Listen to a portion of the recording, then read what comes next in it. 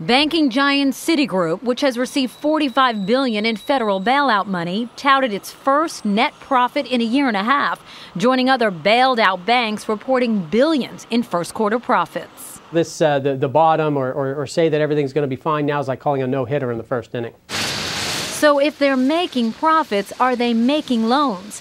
The country's biggest banks loaned billions more in mortgages in February compared to December. That building wave of credit is helping Hobby Surf Company, which after 6 months of trying finally secured a $3 million loan to buy a new warehouse. This was more involved than any half a dozen loans that I've ever dealt with. But credit is still tight for car loans, student loans, and small business loans.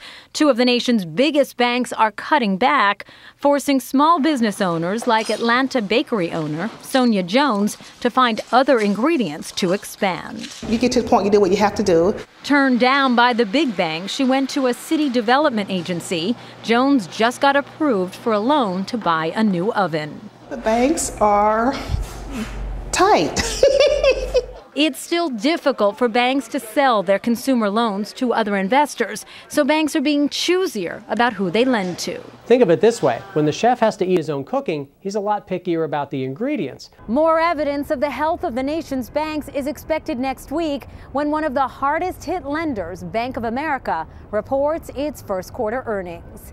Kelly Wallace, CBS News, New York.